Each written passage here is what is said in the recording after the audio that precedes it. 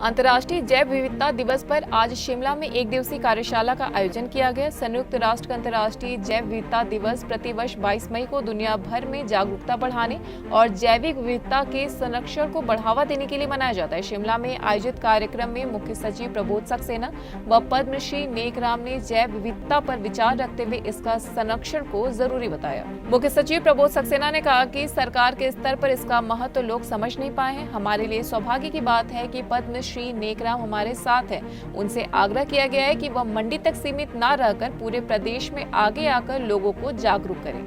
आपने बिल्कुल सही बात कही कि ये बहुत अधिक महत्वपूर्ण है, लेकिन अभी सरकार के स्तर पे और जनता के स्तर पे जो इसका महत्व है वो लोगों ने समझा नहीं है।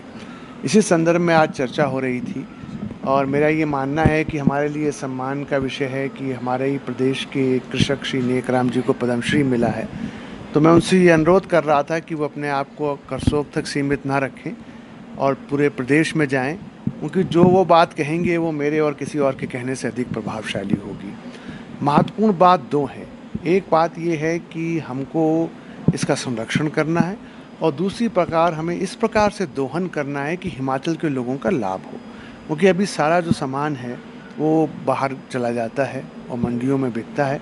तो ये बहुत आवश्यक है कि हम एक इस प्रकार के सिस्टम को डेवलप करें कि इसका सही दोहन हो और इस प्रकार से इसका दोहन हो कि स्थानीय लोगों को इसका लाभ मिले। नहीं, प्राकृतिक खेती की तो देखिए हिमाचल जो है वो अग्रणी राज्य है और आपको मालूम होगा कि भारत सरकार ने भी अपने बजट में इसका उल्लेख किया है। तो ये हमारे लिए गर्व की बात है कि हमने इसका प्रारंभ किया है और ये धीरे धीरे जो है हर वर्ष बढ़ रहा है। अब मेरा अपना ये मानना है कि अगर एक अच्छी प्रैक्टिस है तो सरकार का एक प्रयोग जो है उसको अब लोगों को स्वतः अपनाना चाहिए, तभी उसी की सफलता है। क्योंकि इसका जो डिमॉन्स्ट्रेशन इफेक्ट है उस तक अगर सरकार के बिना जब ये सफल होगा तब हम कह सकते हैं कि इसकी सफलता है, बट अभी वो स्टेज आई नहीं है।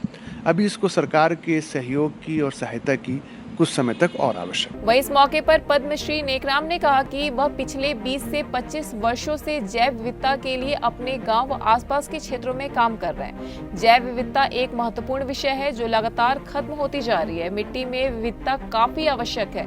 मिट्टी में पैदा हुए खाद्य पदार्थ सीधे पेट में जाएंगे, जिससे यह विविधता काफी जरूरी होगी। न्यूज डेस्क एनो लाइव। सर, मेरा मैं पहले परिचय दे दूं अपना। मेरा नाम नेकराम है और मैं मंडी जिला के कसोग ब्लॉक से हूं और मेरा नांच पंचायत पड़ती है, गांव है।